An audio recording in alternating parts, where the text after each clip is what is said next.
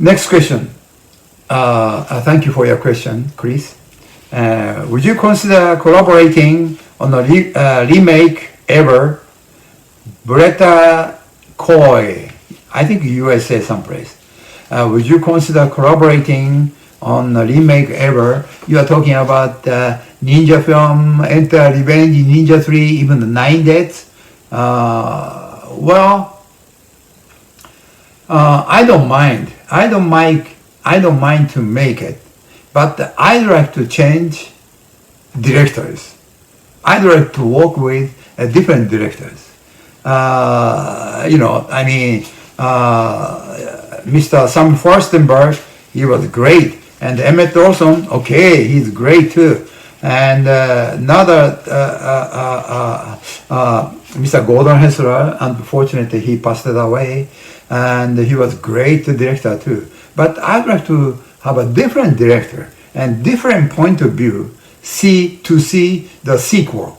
If I'm gonna do it, Revenge of the Ninja, Ninja 3, The Domination, or the 9 Deaths of Ninja, or something else, I'd like to see different point of view and different direction. Then I don't mind to corroborate that. So did I answer your question, Mr. Brett Coy? I think USA. Thank you for your question. Next question. Did you ever get injured making any of these movies? And if so, what was your worst injury? Mr. Mike Myers, Australia. Mr. Mike Myers, thank you for so many questions. Revenge of Ninja 2, Enter the Ninja 2. And I really appreciate from Australia. Well, unfortunately, I get so many injuries. Almost 9 or 10 times almost I died. In the Enter the Ninja, from waterfall, I broke my shoulder, and when dropping from high cliff and the waterfall, my shoulder and my kneecap, and I almost died. And Revenge of the Ninja, almost I falling down from the rooftop, and one of the stuntmen catch me, and pray for this on the back. I was trying to jump in the truck, and I almost missed, and I almost hit to the ground hardly, running chase the truck, and I missed, to catch. And I have so many, even that's later on, but Black Eagle, I was drowned in the water, 30 feet down or 30 or 40 feet down. I was drowned, and cameraman, water cameraman, and director, and a few 5 or 6 people put me up to the surface, and almost drowned, and I drank so much water, and almost, I'm almost drowned. So many, but I don't know which one was it. Maybe the worst one, and whether you believe or not, before dying, you're gonna get to die. You're gonna die. And suddenly, like your brain became like computer, so quick. So even I couldn't remember right now. When I was maybe baby, I was my mom was holding me and feeding me that milk. I never know that. And when I was elementary school, I was doing something wrong, or high school, all memory goes back. So many memories, which I never remember. Those memories came back so quickly within a few seconds.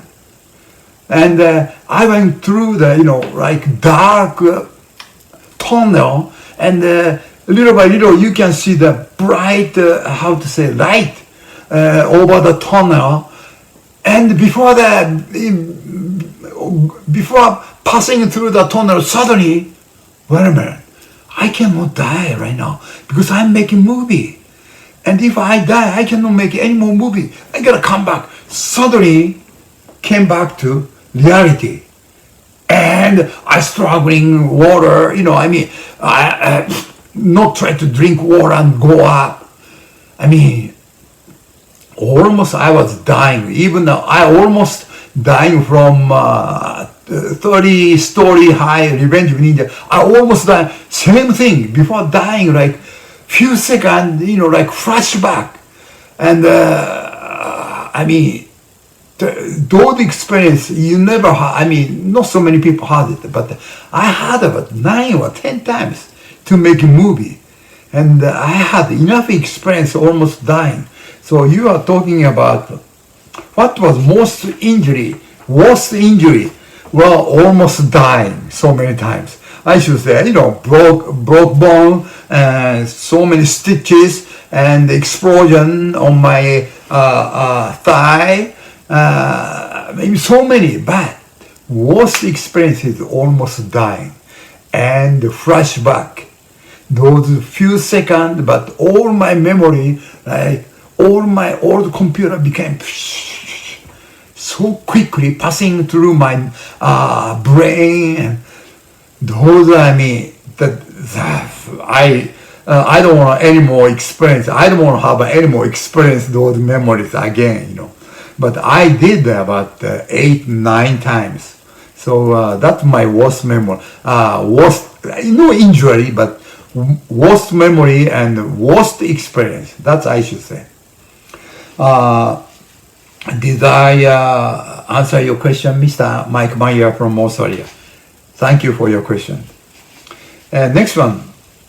Maybe too late, but can you talk about hand gestures you'd do in preparation for the big battle? I always thought it was fascinating and added so much to Final Showdown. Mike Black's back. I don't know from which state. I think USA. Well, we call kuji no in. Okay. Rin, pyo, to, sha, kai, jin, retsu, zai, zen. But those, instead of that, rin, pyo, to, sha, kai, jin, retsu, zai, zen. And pointed. Those are 9 level too. Same thing. Instead of doing rin, pyo, to, sha, those hand figure, we cross with 2 fingers. No 1 finger, 2 finger.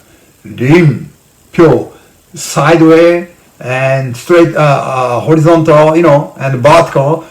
Rin, pyo, to, sha, kai, jin, retsu, zai, zen. Then point out.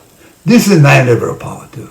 Even though those 9 level of power, no hand figure, those are 9 level powers, kuji no in. But beside that, ninja, we use so many different hand figure too. And this one too, called join.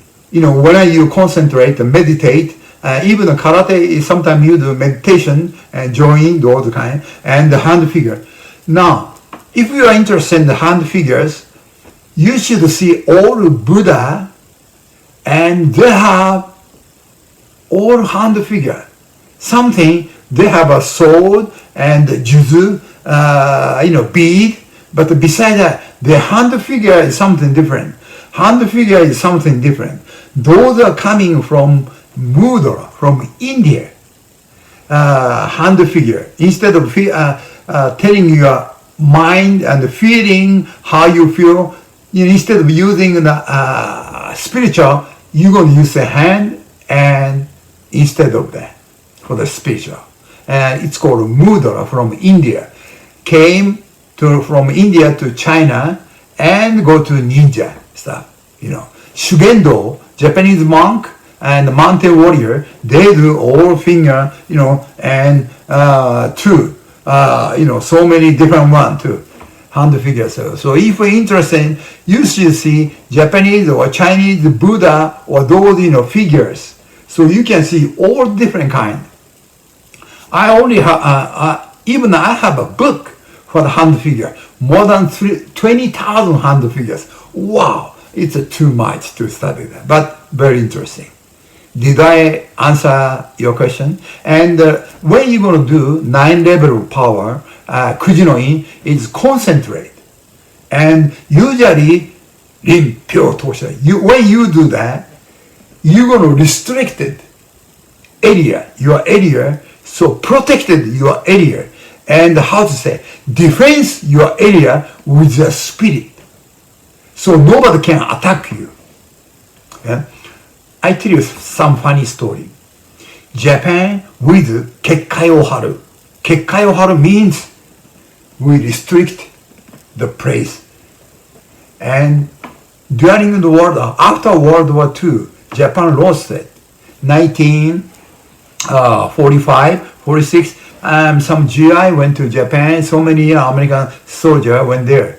But some Japanese Shugendo monk, very high place, and they don't want American people, American soldiers going to special area. So, Kekkai Oharu, they pointed and they shielded with spirit. And do you know what happened? Some soldier went in, go through without knowing, just went to the place. Few days later, 3 or 4 soldiers went in, they died without trace. Doctor couldn't find it. That's powerful. Still people, some Japanese people does that. Kekkai Oharu. You cannot believe 21st century, but still this in is very, very strong spiritual, and they can kill even. It's not big. I mean, this is not joking. I'm not joking. It's real. Some people, not so many people, but they could do. Unbelievable. I mean, 21st century, no movie, but it's real. But those are very powerful. And to do so, you got a lot of experience, and you have to sacrifice your life to do that, and you have a special knowledge for that. And some people, even they do, between the God and the human being, between. And their idea they got the idea from God and giving to the human being. Like transplant. Some people did that still. In China, Japan too, some people. Unbelievable. You know, you cannot say it's magic. It's not magic, it's real. And if you don't believe, you should go study for that. Did I answer your question? Very interesting. Very good question too. Mike Black's back. Thank you so much.